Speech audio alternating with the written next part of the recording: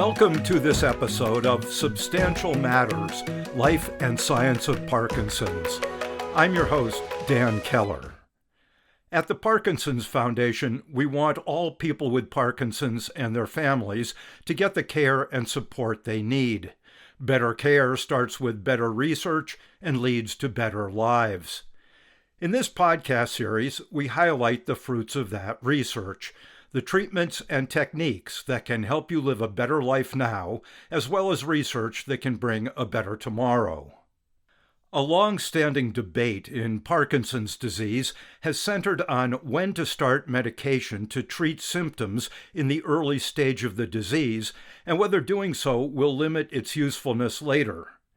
In this episode, Dr. Indu Subramanian of the West Los Angeles Veterans Affairs Medical Center discusses the current thinking on this question and dispels myths and misconceptions. She also provides some strategies for optimizing beneficial effects of medications and minimizing side effects such as blood pressure drops and gastrointestinal upset.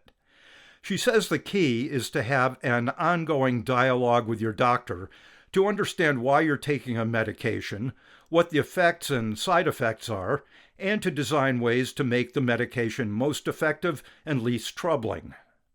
Dr. Subramanian trained in modern Western medicine, but also became interested in and is board certified in integrative medicine, the intersection of Western medicine and traditional healing practices. When we spoke, she described why she believes that integrating the different approaches can be especially beneficial for people with Parkinson's. But first, I asked her thoughts on when people should consider first starting a medication for their Parkinson's. Well, I think that this has been kind of controversial and a bit confusing, and I think the media has confused things, and I think the pendulum has swung a little bit this way and that way over even the last 20 years that I've been a Parkinson's doc. I think there's been some dialogue that's shifted. I think with my understanding of the current literature, I personally have the sense that patients should start on a dopaminergic therapy or anti-Parkinson's therapy or whatever you want to call it. So basically a Parkinson's medication that's going to change dopamine. They should start that medication when they start to have symptoms that get in the way of their daily life activities or if they have symptoms that are affecting their ability to exercise. Are there misconceptions or myths or reservations about starting medications? I think some of it is called levodopa phobia. Yeah, absolutely. I think patients have really been sold this story that levodopa could be toxic, and we have studies that show that it is not toxic. In fact, it may be beneficial for helping brains to stay happier. And some of those studies are not very clear because people are moving better. They're able to do more. They're more connected with their daily life functioning. They're exercising more. We think that many of these things are beneficial for the brain too. So it's a little tough to control for those variables. But I really do think that there's been this sense that levodopa should be spared, kept in the back pocket until you're absolutely not able to move well, and really that there's a very limited time frame in which levodopa is going to be effective. And I think that those are really myths. I think that we have a sense that one should start levodopa when either their other medications are not functioning well enough to keep them exercising and living a full, good quality of life and do their activities of daily life well.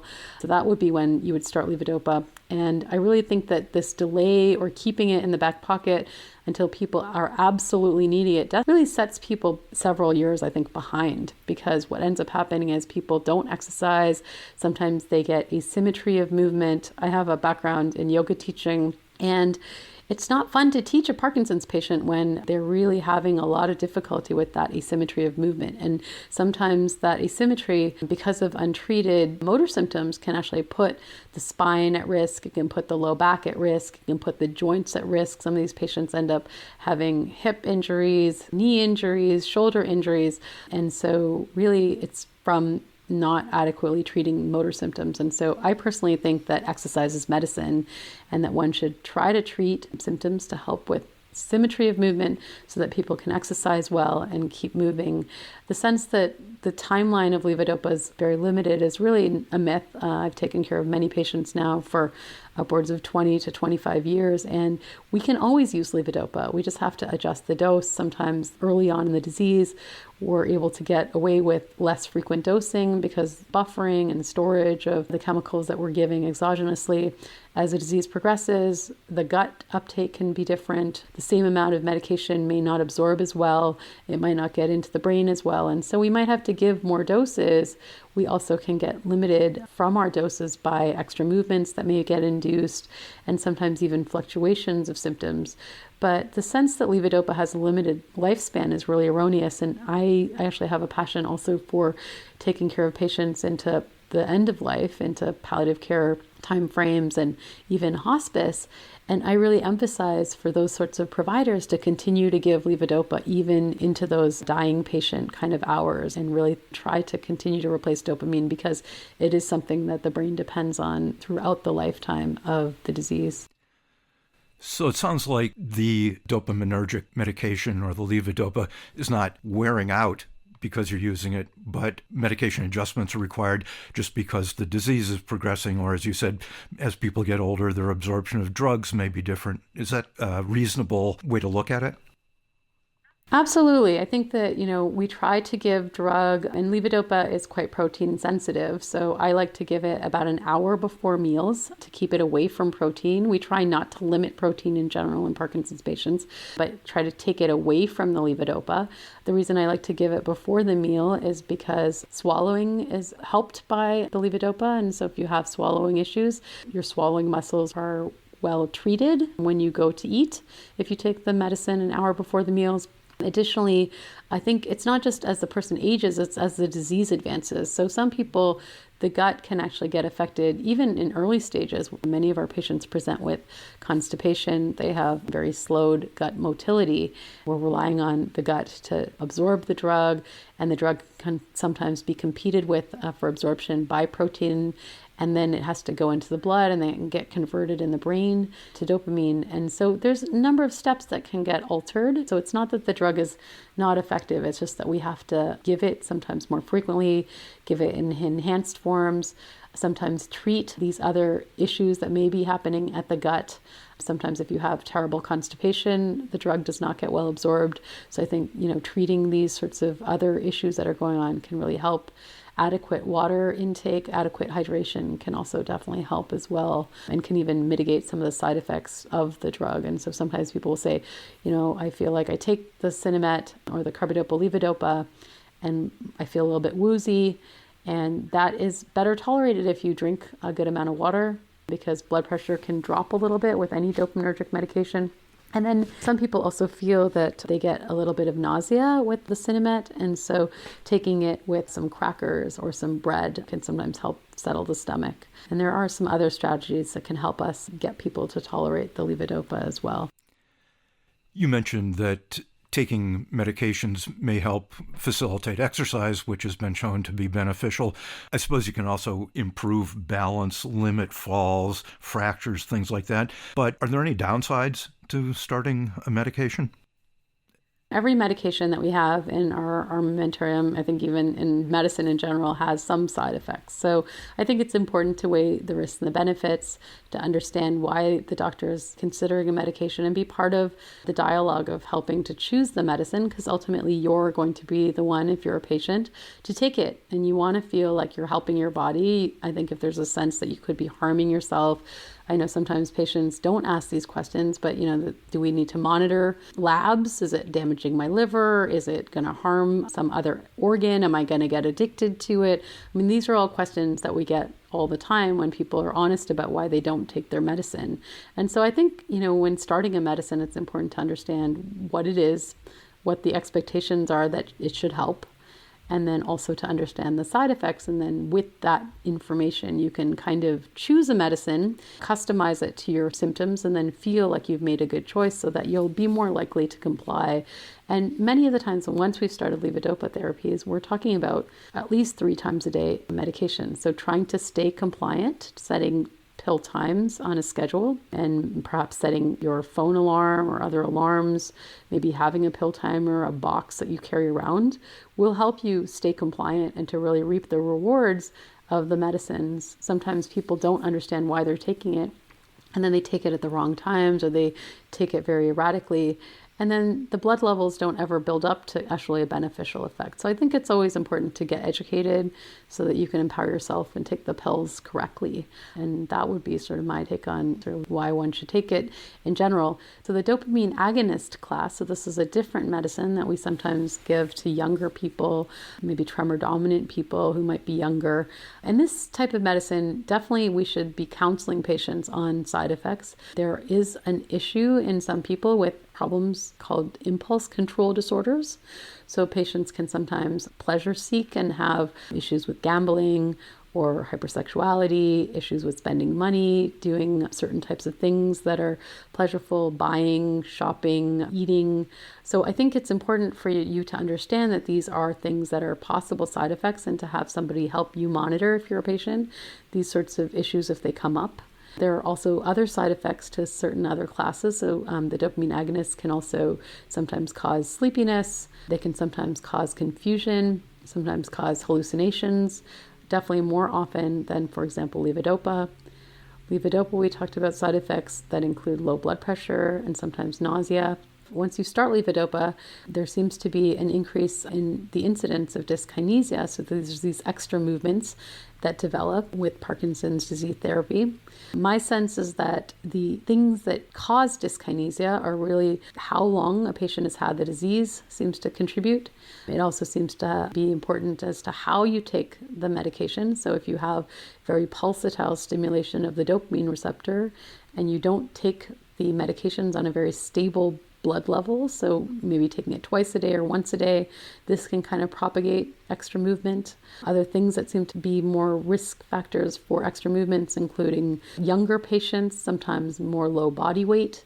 Women, for example, seem to have a little bit of a predisposition to these extra movements. This would not be a reason to not take the medication. I think that we still have an important role for levodopa, but again, I think this boils down to that education piece. So understanding that we have to take it multiple times a day. We usually start at a dose of 3 times a day. Some people would even tout, for example, taking a half a tablet of Cinemet 25-100 4 times a day as a starting dose. And so taking it low doses, evenly spaced, multiple times a day is going to give you more of an even blood level. And then as you have the years of disease progression and time from starting the drug, it's going to be a matter of reporting back to your doctor about what's happening in the cycle of the day.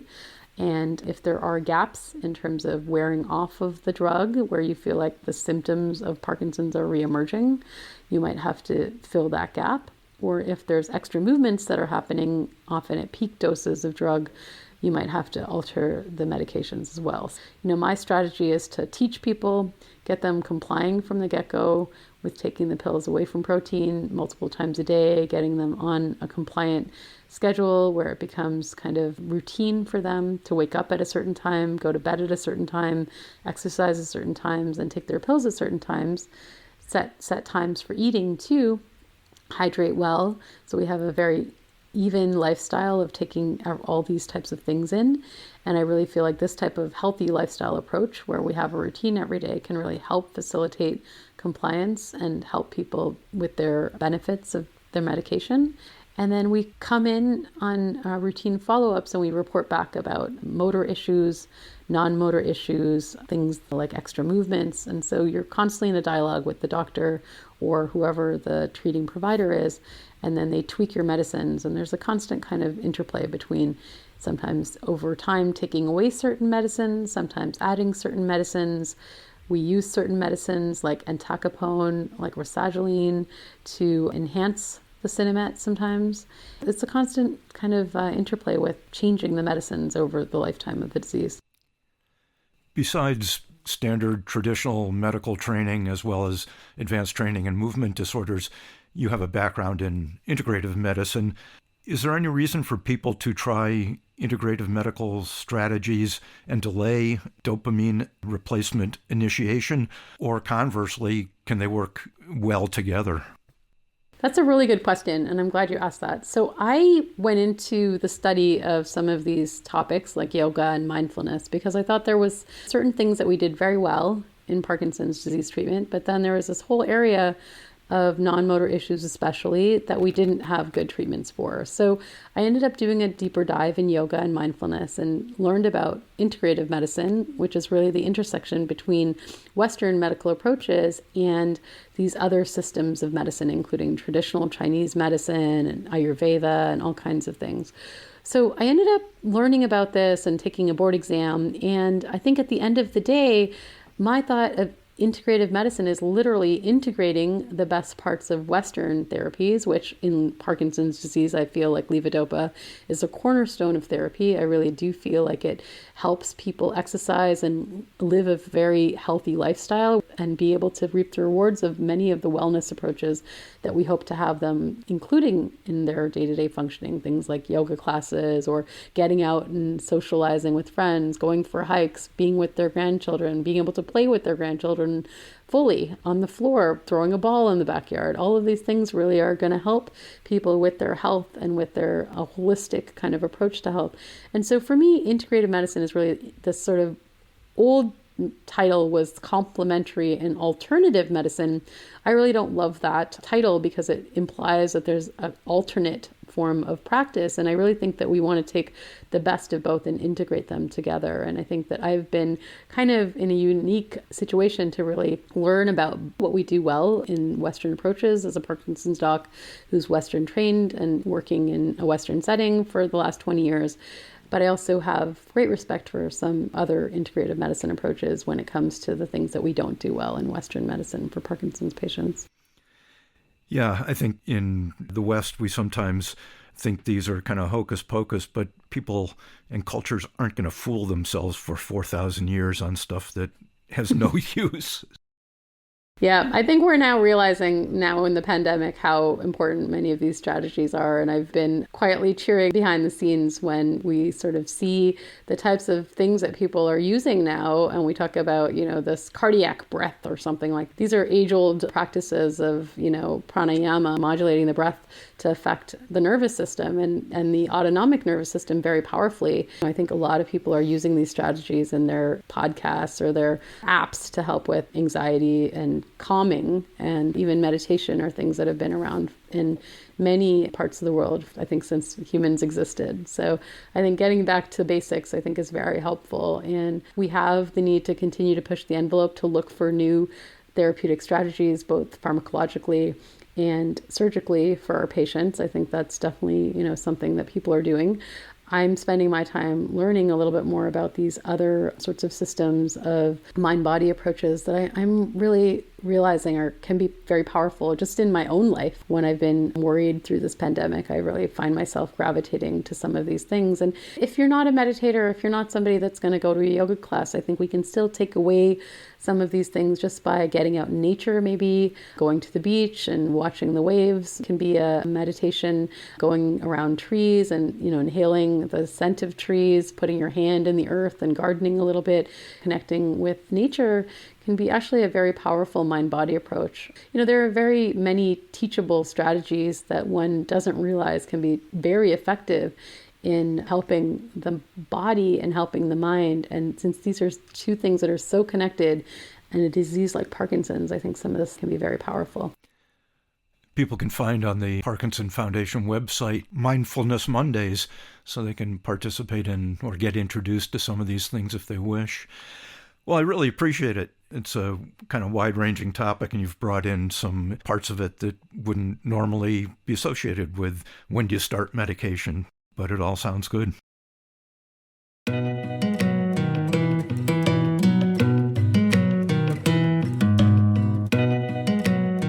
For lists of Parkinson's medications, when they're used, and what to expect from them, you can go to parkinson.org/library and search on medication.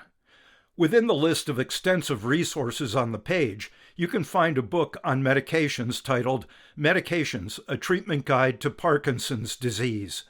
You can read it in your browser, download it for offline viewing, or transfer it to your Kindle. Or if you want a free copy in print, you can order it at parkinson.org/store or by speaking with one of our helpline staff.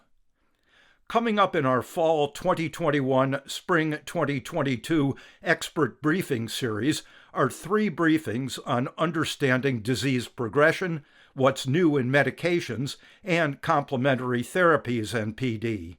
You can see the list and dates of the expert briefings at parkinson.org/EB.